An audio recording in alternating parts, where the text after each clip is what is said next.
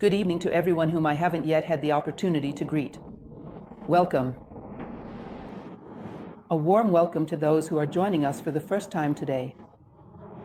Today, we continue with the reading of our book, the Kybalion. Let me clarify. Because some people have been attending the lectures, sometimes joining for the third or fourth session, which is natural, and they may not know that the book we are discussing is a work written in 1908 by an anonymous author, based on the Hermetic tradition. It is not directly the Hermetic tradition itself. We are working, please let me borrow your book.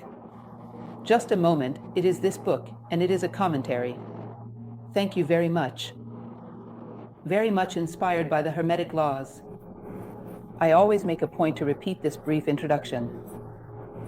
The idea is to comment on and explain, as much as possible, the 7 laws of Hermes Trismegistus.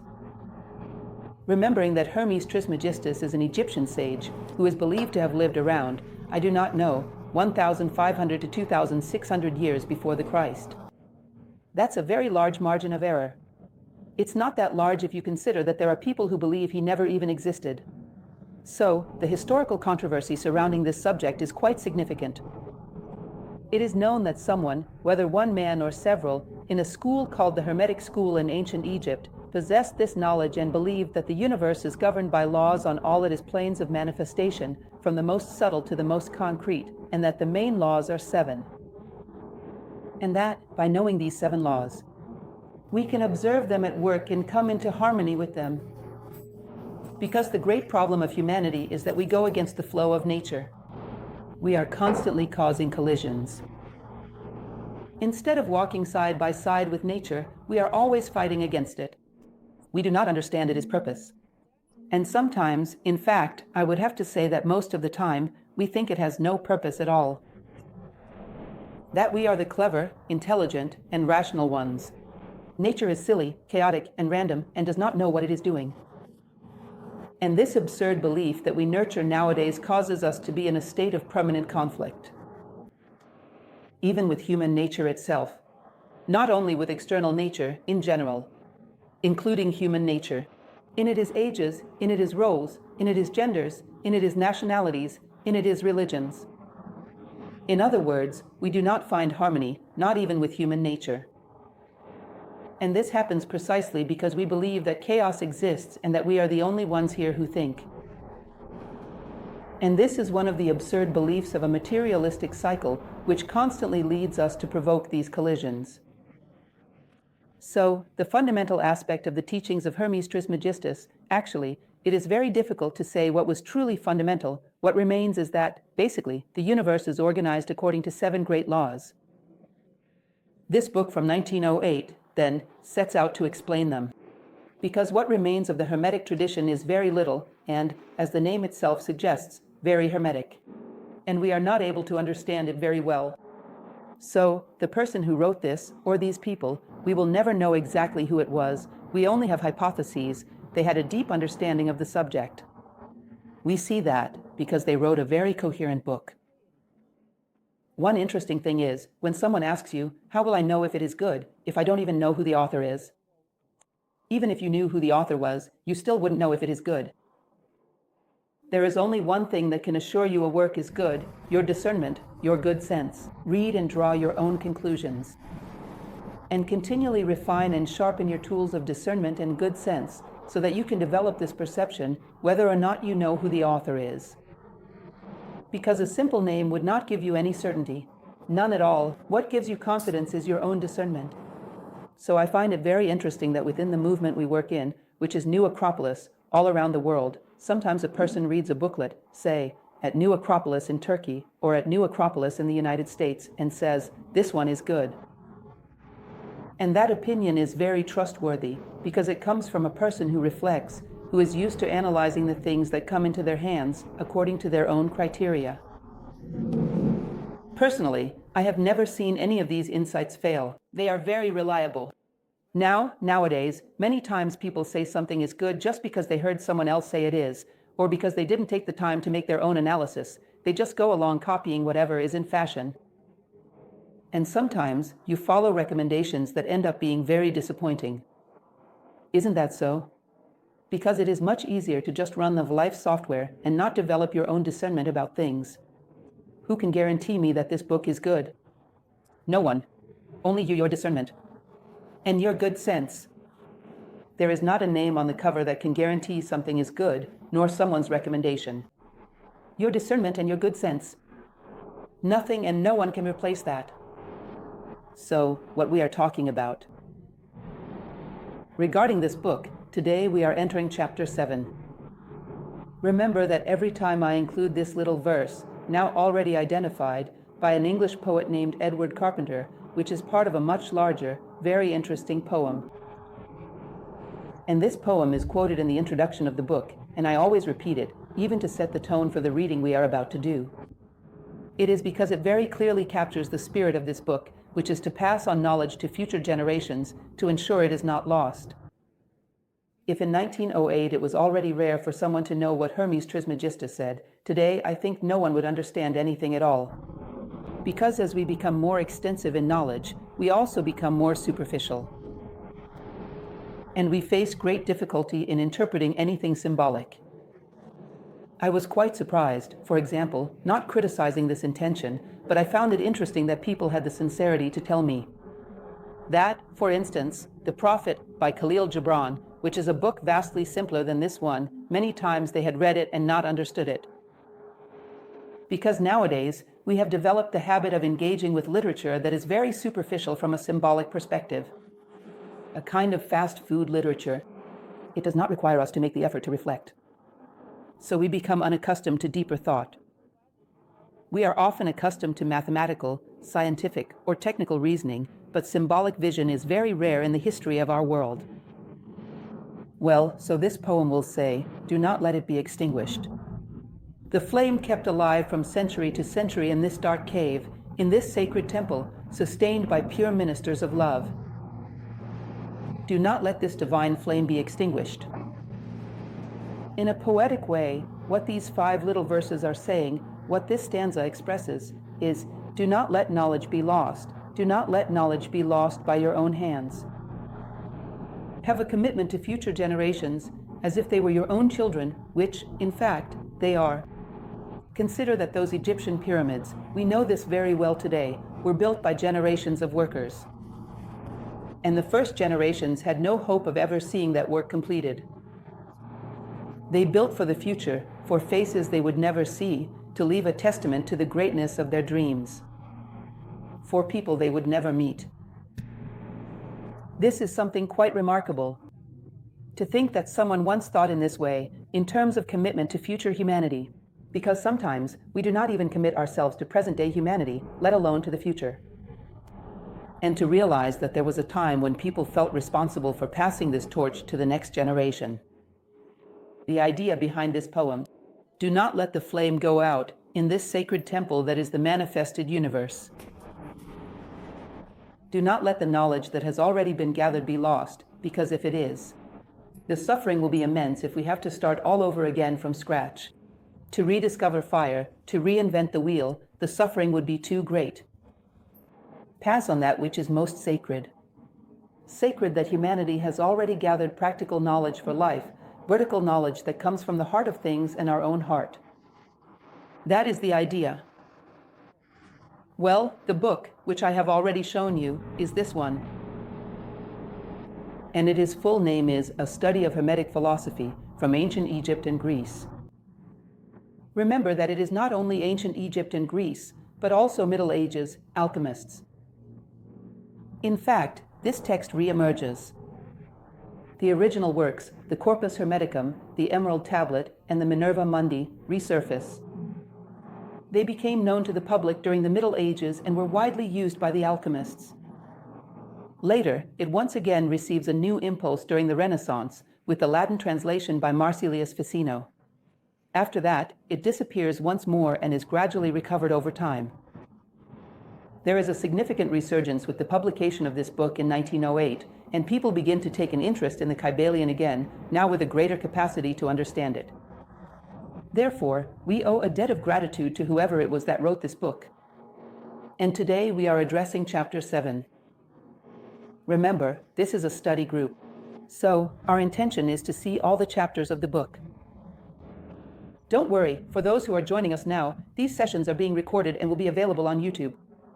In fact, Chapter 1 was just released today. For those who missed it, Chapter 1 is already available on our new Acropolis channel on YouTube. Both the introduction and Chapter 1, very good for understanding the context of the book. And today's chapter will address the all in everything. For those who have attended other lectures, you are probably no longer surprised by Kybalion's titles, because they're all like this. So much so that when you look at them, you have no idea what is coming next. The whole in everything will, once again, address a characteristic of the Creator and of manifestation. It will discuss how the Creator is present within manifestation, and how manifestation does not exhaust or limit the Creator, in such a way that manifestation is a part of this Creator, but it is not the whole. There is much more beyond it. He will convey an idea that is difficult to explain in just a few words. What is the relationship between God and the manifested universe? The boldness of the Kybalion goes so far as to attempt to explain, at least to some extent, and to offer a few explanations. It pushes the limits of what we can grasp about what the Creator of the manifested universe would be. There also comes a certain point it says, from here on, do not ask any further, because it is not possible to know. Not even Hermes Trismegistus knew the answer to some questions. So, this is what can be known. And today, it will set a boundary, it will apply exactly this break, it will say, from this point on, do not ask any further, because there is no answer. So, what is it possible to know regarding the Creator of the universe? He will show this passage, it comes from the original Kybalion.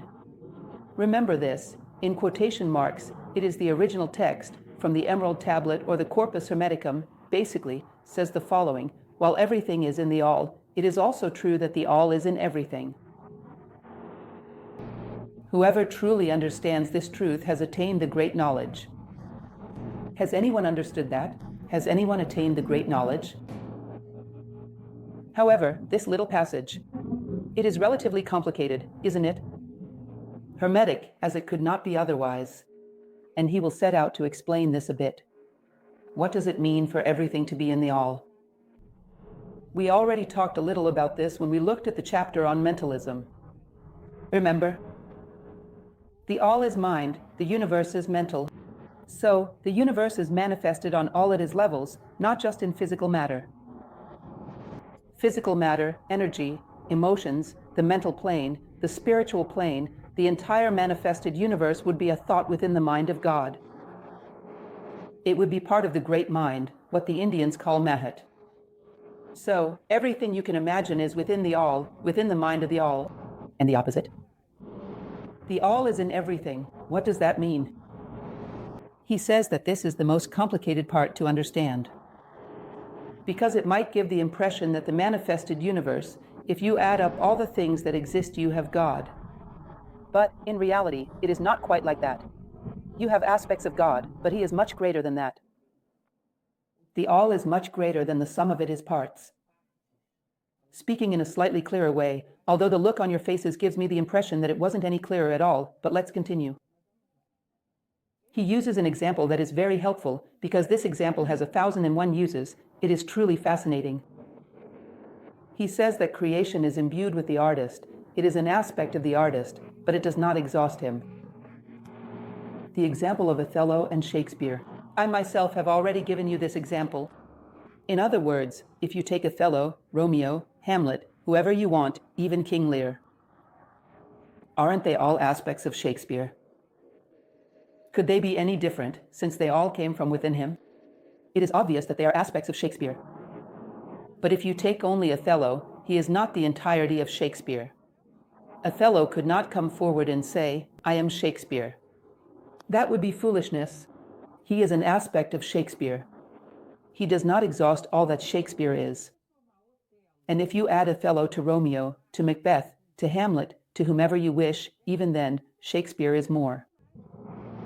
He possessed an entire universe that perhaps he never manifested, perhaps he never had time to manifest, because no one does. Life is relatively fleeting. He is more than the sum of all his characters. His characters are aspects of his thought, they are reflections, They are moments in which he reflected an aspect of human nature. But he, certainly, is more than the sum of his characters. That is, he is already an Othello, but Othello is not the same as him. Do you understand this? He is much more than Othello. Keeping the proper proportions in mind, because we are talking about the limited mind of a human being, which is Shakespeare's mind, and when it comes to the whole, you are talking about the total mind of the universe, the mind of God. Keeping the proper proportions, creation is more or less like this. Each being is an aspect of the divine, which came into the universe to be revealed. Evolution is about shedding light on the aspect of the divine that you came to represent in the world. You came to deliver a message to the world, to share a message, and that message is an aspect of the divine that you carry within you. This revelation, which is the achievement of your true identity, brings forth the aspect of the divine that you hold. But even if you were to fully realize yourself as a human being, you would not be identical to God. Unless, at the moment when you expand and, in fact, become much more than a human being. To reach unity with the Creator himself. But that is still a little distant, just slightly. For now, the fullness of beings is nothing more than an aspect of God. Just as the fullness of Othello is nothing more than an aspect of Shakespeare. This is an interesting point, because these fragments, these pieces, it is as if we move through life searching for the essence of all things, including our own essence. For this is a great puzzle, and by bringing the pieces together, we are able to perceive more and more attributes of the whole. More and more, but it is never entirely present in just one part. Remember the Egyptian passage. The myth of Isis, Osiris, and Horus, which in itself could be the subject of an entire lecture, as it is a complex myth, and, moreover, we understand very little about it. But recall that Isis, in some versions, or in others, Horus himself, the sun, goes about gathering the scattered pieces of Osiris along the Nile River. Do you remember that? And when they gather all the pieces of Osiris, who had been dismembered by his brother, they unite the father's body and breathe life into him. In other words, in a certain way, they captivated. Collecting the pieces of Osiris' body scattered along the Nile River is nothing more than what we do, or what we should do throughout our lives, which is to seek to see God in all things. When we see God within ourselves, we reveal a little more of our own nature. We see the essence of any being, of anything, of any event. We reveal a bit of the intimate nature of that being, and we allow it to fulfill its purpose in the world, which is to deliver its message. The message that each being came to bring to the world, from a stone to a nest of galaxies, is the measure of God within it, which it brings into the light. And it allows, through itself, for other beings to see this aspect of the divine. In other words, as Marcus Aurelius, the Roman emperor, philosopher, and Stoic, a being who dies without me having known them is an irreparable loss. It is a mystery with which I have failed to become acquainted. Each being is like an ambassador, a diplomat. They bring a bit of this mystery so that it may be revealed through themselves. It is a unique and unrepeatable channel. It is a part of the mystery with which I failed to make contact. So, this chapter will address, along with the complex idea of the relationship between the Creator and the manifested universe, a bit about what evolution is. That is ultimately this. It is to shed light on this message. The message you came to bring to the world, which is your very own identity.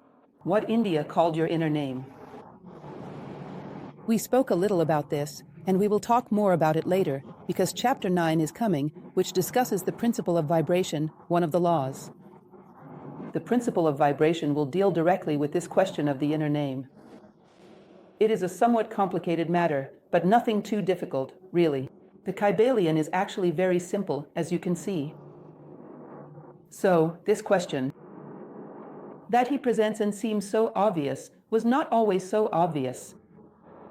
Because when this knowledge, remember, as I always say, Plato spoke about this, he preferred absolute ignorance over knowledge in the wrong hands. When it began to come to light, through traditions and theologies, that there was a part of God within man, Human vanity and arrogance tended to believe that it was the whole of God that resided within them. For many times, and he addresses this in the book. This assertion that is sometimes not spoken, but is thought. I am the owner of the truth. I possess the truth. I know God. I am God. He says that this is tremendous arrogance. It is as if Othello were to shout, I am Shakespeare. Everyone would say, Othello has gone mad. Because, in fact, in the play, he does go mad, but this would be a different kind of madness, because it is truly madness. He is not Shakespeare. Is the stone God? All of creation has an aspect of God, but man is not God. He has an aspect of God to be revealed. And everyone deserves respect precisely because of this.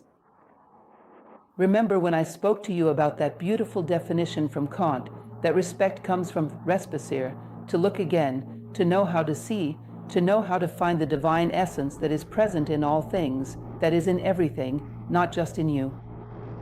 All things deserve respect for what they are. I believe that one of the greatest heresies, so to speak, from a philosophical point of view, is utilitarianism. Thinking that things have value only because they are useful to me. No, they have value in and of themselves. Because each of them reveals an aspect of the divine, they have value in and of themselves, and they would still have value even if I did not exist. Remember, I have mentioned this to you several times before, which is the story of the economy of water. It is good to talk about this, because it is quite a current topic. If you know how to use it, it won't run out. What a cute saying, it even rhymes. It sounds like a little verse, but it is a rhyme that, as Drummond used to say, is not a solution. Because it is not true that you only need to use water wisely so that it won't run out for you. That is a selfish and utilitarian perspective. You must use water wisely because water deserves respect, just as everything deserves respect. It is a manifested being that has as much right to be here as you do, and not just because it might run out. Because if you are the one who assigns value to things, that is an egocentrism that leads to selfishness and ultimately to destruction. It leads to manipulating things for our own pleasure. It is a predatory mindset. I have used it, I don't need it anymore, so I can destroy it. Human beings do not value things because they use them, quite the opposite. In general, people manipulate and strip things of their value. Things have value in themselves. So, this is an interesting point. He says that it is very common for this to have happened in various traditions. That man arrogantly believes, because he discovered a molecule of God within himself, that he is God. No, you are an aspect of the divine. For you to complete your puzzle, you would have to find this divine aspect in all other beings, in everyone else. To assemble your puzzle, you would have to accept that all beings carry within themselves a piece of this vast puzzle. If there is a single being you have not integrated, it is a part of the body of Osiris that you will not find and will not be able to assemble. That is, exclusion and prejudice are parts of the mystery that you will not be able to complete. This is the idea, even though it is extremely difficult. He will speak, recognize, and accomplish. And manifesting the spirit within us is the same as spiritual fulfillment. In other words, you have an inner name, you have a secret code. You came into this world to bring this forth, for yourself, before your own consciousness, and before the consciousness of the beings around you. And when you reveal yourself, everything around you benefits. You add to the whole, you make a difference. So you came to reveal yourself, before your own consciousness and before the world. And as you do so, the world becomes a little more complete. It is an aspect of the divine that has been composed, and this would be evolution. It is what the Kabbalistic tradition calls Jacob's ladder. I put a little ladder here for you. In other words, it is a ladder with many steps, whose goal at the top is the whole. And as we keep putting the pieces together, one day we will have it. We'll have the complete picture. Because we have no idea what that truly is. It is far beyond anything we can conceive. One day, we will have the puzzle completed. Our consciousness will expand so much that everything will be within it. Well, when everything is within a single consciousness, that is the consciousness of the whole, your consciousness becomes one with the whole. This is not a trivial detail. Not at all, everyone. In fact, let me tell you something, and I am not sure if it is encouraging or discouraging. There is not a single trivial detail in the Kybalion. This, something we have already discussed and will discuss again, this is one of the risks. It is the idea that a person thinks they are just a drop of water that will dissolve in the ocean. You are not a drop of water that will dissolve in the ocean. If you think this way, you will not want to evolve, because no one wants to dissolve. Isn't that true? Everyone wants to preserve their own identity. It is a natural instinct. No one wants to dissolve. You are not a drop of water that will dissolve in the ocean. You are a drop of water that will expand until you become as vast as the ocean. You will not lose yourself. You will discover more and more pieces of yourself. A misinterpretation of these Egyptian traditions, Eastern traditions, and ancient traditions in general led people to believe that evolution means extinction. This is terrible because it creates discouragement and a lack of motivation for growth. Because there is an instinct for preservation, no one wants to dissolve for anything. So, we will expand, and one day the little drop that we are will be as vast as the ocean. And at that moment, then yes, I can say, I am God. In fact, I don't even need to say it, because that which truly is does not require affirmation. It simply is. So, this is the question of evolution, which he will elaborate on a bit further ahead. Evolution, remember, as I tell you, there is a very interesting word called development, which comes from the Spanish desarrollo. Is to unroll. Like the papyrus, which was rolled up, and inside it there was a written message. You had to unroll it to see what was written on your papyrus. Unrolling the papyrus to discover the teaching hidden within is equivalent to developing your personality, to see what message it has come to bring to the world. What is the role you have come to fulfill? Unique and unrepeatable. The void you will leave in the universe if you do not fulfill yourself as a human being. The entire universe is waiting for you to speak your word, to deliver your message, as the Buddhist tradition says. More than 1,000 meaningless words, one word that brings comfort to those who hear it is worth more. Your identity is a word that can bring comfort to many people. It is not the entire vocabulary, but a single word, very important, that must be spoken. Continuing, here comes this terminology, which may seem complicated, but don't be alarmed. Stay calm, relax. This is about the question of effusion and infusion, of involution and evolution. You are very expressive, your faces are priceless. With this Hermetic terminology, everyone gets scared. But the idea is actually quite simple. It goes like this. Here it is. When the universe manifests, it descends to the densest matter, the most concrete matter you can imagine. This is the effusion of the divine. It is as if it paused to reflect upon matter, as if it had immersed itself in matter. He compares it to an artist who is so absorbed in their work that they forget everything else. As if the divine had become so involved with its creation that it had fallen asleep here in matter. When it reaches the lowest point of the universe's materialization, what happens? It begins the journey back home. This is what he calls infusion or evolution. So here we have involution, not in a negative sense, as if it were something bad, but rather as something necessary. It must descend to the most concrete level of matter, and then it begins the journey back home. These two processes are both part of the cycle of the universe. There is so much more we could say about this. There are beings here who work to help the consciousness of other beings enter into matter. At this stage, the purpose is to help the consciousness of beings disidentify from matter. What was positive here becomes negative there. These are two moments of the universe. And it is said that the descent of the consciousness of beings into matter happens collectively. Poof! Everyone descended. This is the great fall. All beings descended into matter. Now, the ascent is individual. The ascent takes place through the awakening of the individual consciousness of each being. So, it is said that when the descent ends here, in the densest matter, this is in that chapter, matter begins to become increasingly complex. It becomes more elaborate, and at a certain point, this matter will generate life. Life is generated, wonderful. It then starts to organize itself into increasingly complex forms, and at a certain moment, it reveals the mind. Great. The mind has revealed itself. Then it keeps working, and this mind becomes evident. Wonderful. The mind has become evident and has begun to govern the process. There is a big difference between the mind manifesting and the mind becoming evident. Everyone has a mind, but who is truly guided by it? Do you understand? Many people are guided by their instincts. In other words, the mind has not yet become evident. When the mind becomes evident, it begins to awaken and to build an increasingly individual consciousness. This individual consciousness will do so that at a certain point, this person moves to the spiritual level. And from this spiritual level, they gain the momentum to return home, to return to the whole. In other words, reabsorption into the spiritual. So, we are already on this ascending arc.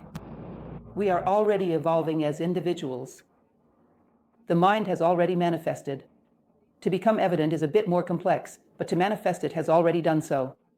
Consciousness is, or should be, under construction.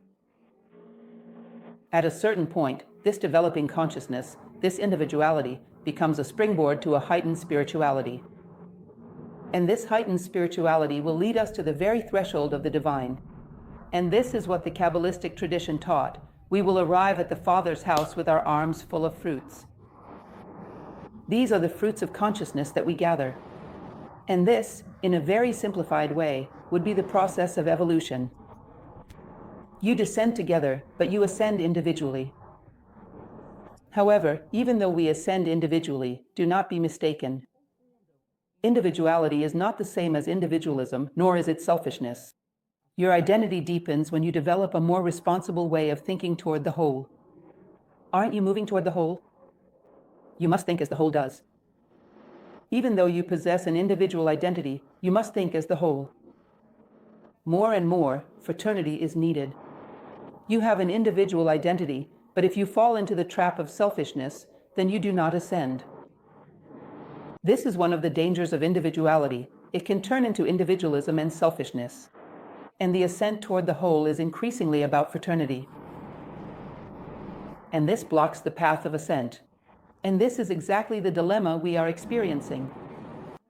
We do not have much individuality, that is, a deep identity of knowing who we are. But individualism and selfishness are everywhere. Everywhere, all the time. It is curious, everyone. Once, I mentioned this to you in a lecture. I don't know if you remember. By the way, you are good at finding things on the internet, better than I am. Every time I mention something, someone finds it and shows it to me. I found it.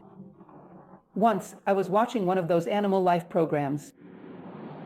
I don't even know exactly what it was. One of those programs that air on a cable network channel. On cable TV. And they did something remarkable. They took animals in various situations from animal life and placed images side by side, showing human beings doing exactly the same thing.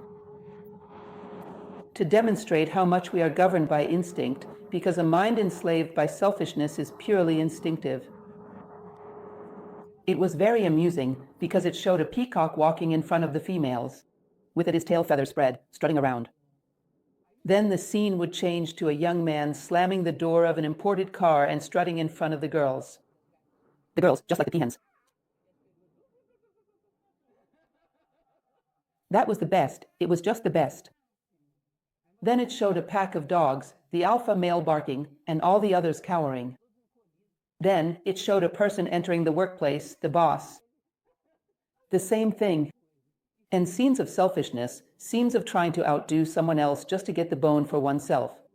Then the person, in traffic, cutting someone off just to get ahead. It is something that makes you say, my God, what remains of our humanity if you take all of this away? And it is an important realization. I thought that was brilliant, truly a meaningful observation. Observe your dogs and cats, if you have them. You will notice this. I do it. I do that too. I do that as well. I do it too. Jealous, competitive with each other. If you show affection to one, the other comes and bites the other. That chaos, one trying to get ahead of the other, wanting all the food just for themselves. I do that too, only on more subtle levels, but I do it as well. If you take all of that away, what remains that is truly human? That's how it is, but that is who I am. Let's start from there. This kind of realization, this kind of observation, is truly meaningful. So, we are individuals in the process of being built, but we are already part of the universe's ascending arc. It is the construction of our higher, purer mind and of our spirituality. This, then, would be the development of the universe, and the return home. This great journey, what Helena Blavatsky called dynamic eternity. The entire universe striving to return home, to return to unity. A single language. In truth, it is a single message expressed in many languages. We need to return home, we need to return to unity. According to her, this echoes throughout the four corners of the universe. I do not know the language spoken by the beings of the universe, but I know what they are saying. We need to return home, we need to return to unity. I long for myself, I long for the Father, I long for home. In fact, Plato said that the most genuine feeling of beauty is nostalgia. When you behold something truly beautiful, you feel homesick, because you remember that you have been in a place where everything was like that. You do not desire things that are truly beautiful. You see through them and feel a longing for yourself, as if you had a reminiscence that you have already been in a world where everything was aesthetic, where everything was beauty. That is why beauty helps so much in the process of the growth of human consciousness. To live in its presence. Plato is very rigorous in this observation. The necessity of living with beauty and harmony. The whole awakens and manifests itself, and life generates higher forms, and the mind becomes evident. The vibrations are elevated. The individual spirit expands until it coincides with the whole. So remember that to ascend the ladder, for the mind to become evident, is for the vibrations to rise. Coming up is Chapter 9, which discusses the principle of vibration. But as we saw earlier, in Chapter 3, we had an overview where we told you that our deepest identity is where our consciousness is vibrating. And we will need to raise this vibration higher. Evolution is nothing more than the refinement of taste. To enjoy reflecting on great things, on things that are true. I am especially fond of that phrase from Confucius, which I have already shared with you 1,000 times. The ordinary man talks about people. The common man talks about things. The noble man talks about ideas.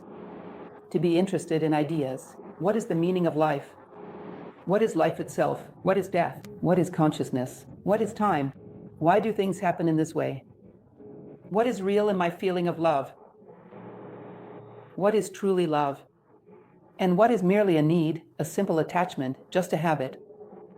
What is real behind my feelings? What, in fact, is a feeling? It is a very human level of curiosity.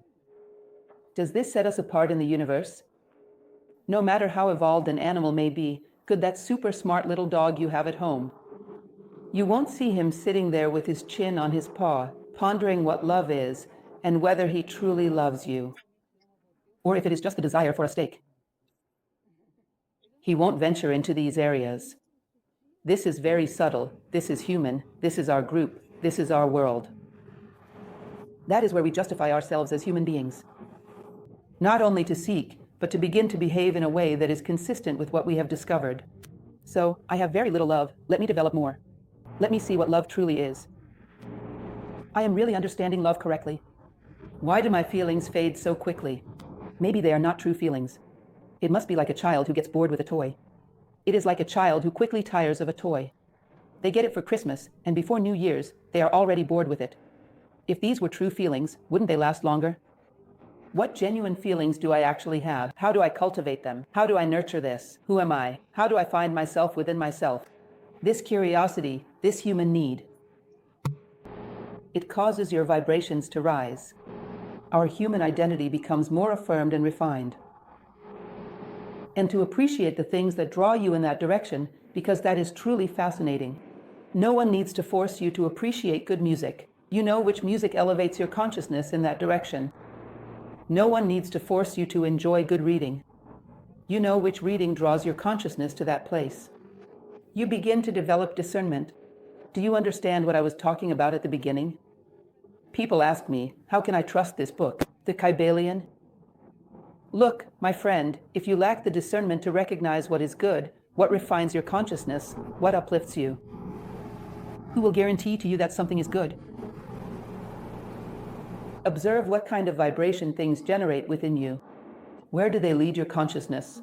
By their works, you shall know them. Obviously, good things lift you up. If not, then not. And it does not matter if it is trendy or not. If it isn't good, then it isn't. And have the courage to acknowledge this before your own conscience. Have the courage to be true to yourself. There is a passage by Roger Scruton, a deep and great philosopher, very interesting, with a beautiful thought, where he says that a person is not obliged to live entirely within the time in which they exist. He can slip through the cracks of time and choose all the good things from every era to create his own world. Not only can, but he should. Because he creates this prototype of everything that is best, it is real. This prototype, in the future, will become real. Because how can something exist in the future if it is not first conceived in the present? Everything is born on the mental plane. This intelligent selection of the best things humanity has produced will generate a model of what the world will be in the future. If no one does this, there will be no world in the future. We are responsible for this. Continuing on. The cycle is like the blink of an eye to the whole, that is, it seems like an eternity. If I were to tell you about the Brahma calendar of Ajrameya, you would be astonished, because the Hindus reach a level of refinement.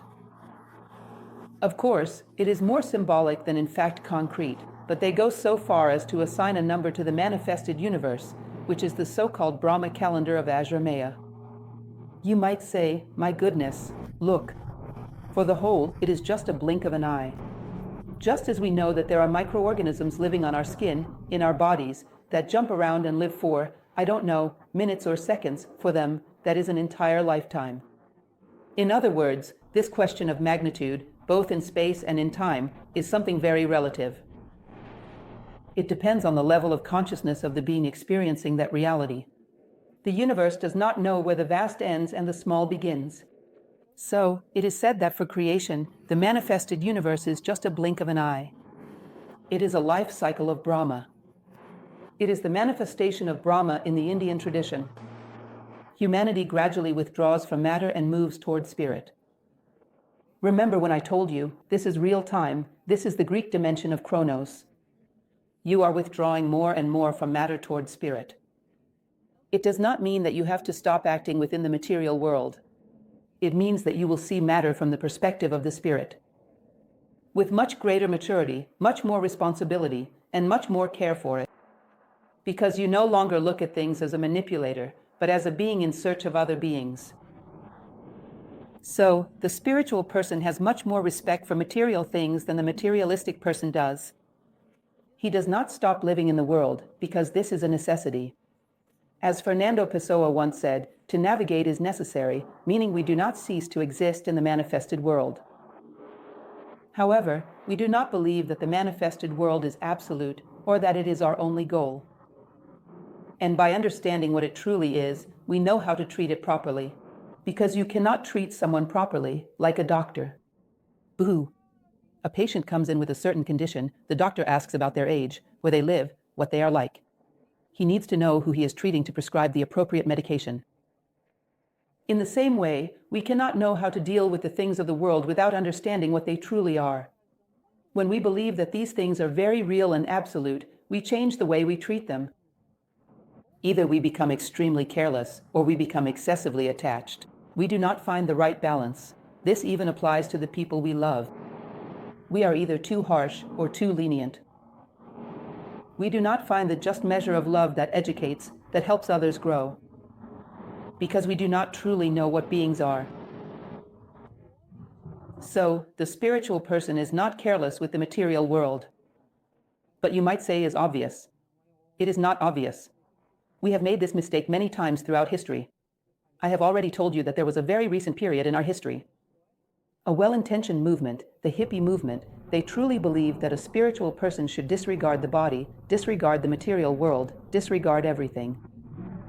This is madness, because we are not in this world by chance. We are here because it has something to teach us. And we should treat it in the best way possible so that we may discover its mystery. And the spiritual person knows how to give each thing what it deserves, which is the concept of Platonic justice. So, are you growing? You are becoming deeper. You have a vision of your own essence, and through your essence, are you able to see the essence of things? A superficial person cannot see the essence of other things. It is a matter of parallelism. If you are superficial with yourself, you will be superficial with everything in the universe. But someone might have a deep knowledge, I don't know, of physics, of astronomy. They know how things behave, but not what they truly are. Unravel the mystery of things first through the mystery within yourself. Remember that phrase, which might seem nonsensical, but actually makes perfect sense. Which says, the deeper you go within, the further you reach outside. Remember? Know thyself and you will know the universe and the gods, says the Temple of Delphi. The reason for manifestation, this is the forbidden question. What I find interesting is that you don't have to be a disciple of Hermes Trismegistus. Everyone asks this question. Human beings have a tendency to want to take leaps. He does not even know what he is doing in the world, but he wants to know why the cosmos manifested. What did God want with the universe? How many times, I have 28 years in this school and teaching for about 26, how many times have I heard this question, and I have no idea. But wasn't everything just fine there, in the all, in the spirit? Why did he decide to manifest the universe only to return home again later? Why didn't he just stay there? This fundamental question, why does the universe manifest, is what he is going to address. If you were to ask this to Hermes Trismegistus, he wouldn't answer. He would press his lips together and say nothing, because it is an ultimate mystery. One can make speculations, but they are very flawed speculations. He would say, well, probably, just as there is the principle of correspondence that says, as above, so below. Just as human beings have an impulse to create, and since he is a manifestation of the divine must also have an impulse to create. This must be part of its very nature. Just as human evolution is the expansion of consciousness, the manifestation of the universe must also have something to do with this. It must be the expansion of consciousness. The universe must manifest itself in order to increasingly know all the planes of nature, and then gather all this knowledge within itself, in the form of memory. We have already talked about this in a previous lecture. In other words, there is some very mysterious reason behind it. Do you remember what I used to tell you? For the universe to be able to have consciousness, it needs contrast. Consciousness is born from contrast. In the contrast between two planes, you become aware of both. Between black and white, between blue and red, between sound and silence, between softness and resistance. If the entire universe were soft, no one would be aware of it. In duality, consciousness is produced. So, perhaps the universe manifested itself so that, through duality, it could increasingly acquire higher degrees of consciousness and gather all of this to bring home. To bring all of this to the Father's house. But it is very difficult for us to truly imagine what that actually is. What he says is, be careful with excessive pretension, nature can surprise us. First, know who you are, because by knowing yourself, you may have some insights that can offer you a clue. At this moment, asking a question of this kind is quite bold. Helena Blavatsky says that you should imagine, for example, that the sun has a spirit, that it is a being in evolution. Not even this being would know the reason for manifestation. So it is not that it does not want to tell you, it truly does not know. This book doesn't go so far as to speak about the solar spirit, but it does mention Hermes Trismegistus himself, and he didn't know either. This is a rather mysterious question, but it is also quite intriguing. How quickly we arrive at this question. Before asking what I came to do in this world, people ask why God created the world. Have you ever noticed how curious that is? Because sometimes you hear people wondering, what will happen to me after death? Will I meet my loved ones again? will I preserve my identity? In other words, it is as if you were thinking, did God make sure to take care of everything that needed to be done after I die? Because you don't even know what to do tomorrow morning. Yet you are worried about whether God did his homework. And we experience this a lot. There is a tendency to leap ahead. It is almost a kind of anxiety, wanting to solve the problem very quickly. Nature does not make leaps. At this point, we must know who we are, and which part of the divine we came to reveal to the world. What is our essence? Well, and finally, today's chapter is short, and it says that not even Hermes would answer this. And it says that he truly did not answer, which means that if he didn't answer, it is a sign that someone was asking. So, this is a comfort for us. It seems there were curious people back then as well, right? Someone was asking. Someone was interested. What did he say? He said that a bit of this essence exists at every level of the universe. In other words, a bit of the divine essence descends into matter, descends to the energetic plane, descends to the emotional plane, descends to the mental plane, leaving a part of itself at each of these levels. Do you want to know what it is? Rise up. It is just like the story of Hansel and Gretel, where you find the breadcrumbs, keep ascending and you will find pieces, little crumbs along the way. One day, you will be able to put together this entire reality. This is very interesting. As I told you from the beginning, nothing is that simple. Nothing is simple when it comes to Egyptian tradition. This example of the breadcrumbs and Hansel and Gretel is very interesting. If you consider the absolute of love, for instance, only the whole should possess it. The absolute of justice, since we are relative beings, how could we possess anything absolute? The absolute of goodness, only the whole should have it. But the fact is, these elements need to descend into the world. They need to manifest themselves on every level. How do they descend into the world? Imagine love radiating from above, reaching down here, but finding nowhere to settle, so it rises back up again. It needs something here below to embody love at its own level, so that it stays here. A portion of love remains here, present at every level. So, it is necessary for someone to anchor a bit of justice here below, so that justice can remain present in this world. Otherwise, it rises back up and this world becomes sterile. Therefore, every being, at their own level, has the responsibility to embody a portion of love, a portion of will, a portion of justice, a portion of kindness, so that these qualities remain in this realm, so that they have a place to dwell here. It is like electricity. It needs some resistance to hold the current in place. At that point, otherwise, it all returns to its origin. There needs to be something that decodes those attributes on that plane. And this is true on every level of existence. And at our human level, we are in great need of individuals who can hold a portion of love, a portion of justice, a portion of kindness, so that these qualities are present in this world. So that these qualities are not just beautiful and poetic ideas, but very little present in our manifested reality. Even stones.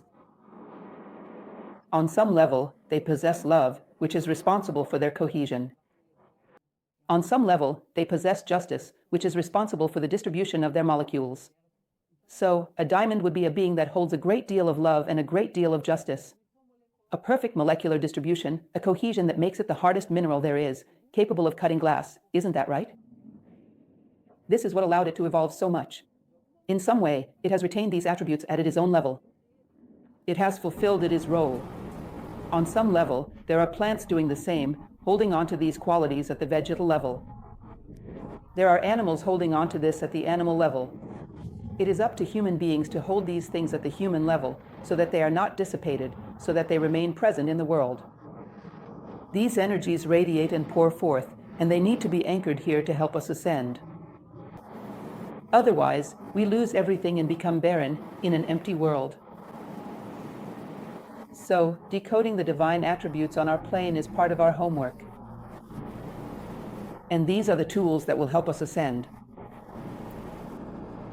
Well, that is our story for today. Today was quick, wasn't it? And it was so simple. You all have such wonderful expressions. Any questions, everyone, about this? What I like is this: you understand everything. I don't even ask because you don't ask anything. No. No questions at all. I hope, or rather, I am firmly convinced that those who are coming are reading.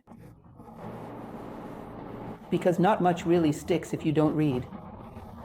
You need to come with doubts. You need to come with questions. When you have a moment, watch my lecture on study techniques, which is on YouTube. You will see that even for studying, you need to do this. Before you read the book, ask questions of the author. Turn the book's title and what is written on the book's cover flap into questions, into doubts, and then answer those questions yourself. Then, compare your answers with what the author says. You need to approach the book with questions, otherwise, you remain passive. The book becomes a monologue and you retain nothing. If you come in with questions, as the author answers them, you compare those answers with your own, and that is what helps you retain the knowledge. And our reading group is no different from your own learning process. When it becomes passive, very little is retained. You come here with questions, with doubts, with restlessness. Is this really the case? But there is something I thought of that isn't mentioned. And so other. What about that? Maybe I know, maybe I don't. It is very likely that I don't, but at least we reflect on it together. You have no idea how many of my examples were born from students' questions. I went home with those questions, reflected on them, and came back the following week with something, not much, but what I was able to find.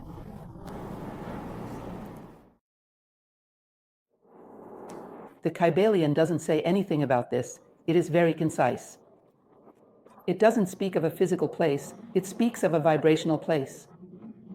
In other words, it says that there will be life on a level of consciousness much higher than the current one. It says there will come a time when all of humanity will be made up of wise people, practically speaking. Imagine that, a level of vibration that is way up there. It does not talk about a physical place or where this will happen. There will be some place, a stage in time and space. The consciousness of beings will have to pass through that stage. So, for them, what matters most is what we will become. Where and when, those details matter less. Nature has patience and it has time. Certainly, but we also have to consider how, even today, though we have improved a lot, we are still limited in our ability to interpret what life truly is. Today, we are beginning to include other, more flexible perspectives. We now have a broader concept. For example, today we know about certain microorganisms that have sulfuric acid as part of their cellular makeup. Today, for example, we know, have you ever heard of that jellyfish, the Turritopsis nitricula? When it is attacked, it's a microscopic organism when it is attacked by some other predator. It reverts to its embryonic stage and develops all over again. In other words, it is practically immortal. If someone had said something like this 50 years ago, science has been advancing rapidly, it would have been considered impossible for life to have such possibilities.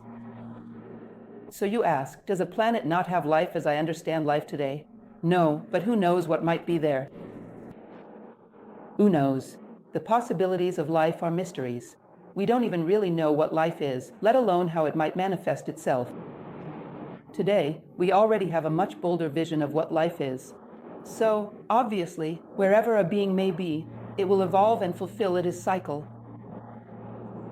Now, it is very difficult for us to say whether life exists or does not exist. Life is a mystery. In fact, you will see that Eastern traditions consider that inorganic matter is also evolving. Life is not based solely on the cellular model. They consider, for example, that a planet is evolving, that a stone is evolving. So, their concept of evolution goes beyond the concept of organic life. No, not this. Doesn't the entire periodic table evolve from hydrogen? Plants, stones. It is true, the mind is part of the journey, but it is not even the end. There are other forms of knowledge that, later on, you will see are developed, such as intuition, for example. The mind is as if you were to say, in order to evolve, we have to go through the 3rd year of high school. We do, but it is not just the 3rd year of high school. Consciousness also evolves within the emotional plane. For example, a highly developed animal. In fact, all animals at their own level have a degree of consciousness, and they respond to stimuli and are evolving. In other words, consciousness, the evolution of consciousness, is not as directly connected to the mind as you might imagine. It passes through various vehicles. Along the way, it passes through the mind, but it also passes through vehicles before and will pass through vehicles after.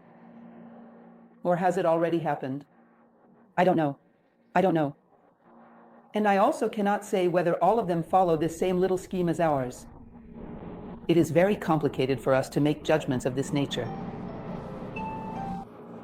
Go ahead. No, actually, I don't recall. Not if Hermes uses that term. What I remember from Hermes Trismegistus, from the Hermetic texts, Emerald Tablet, I don't recall him using the word father. Now, you will notice that it is very common for various traditions to call spirit father and matter mother.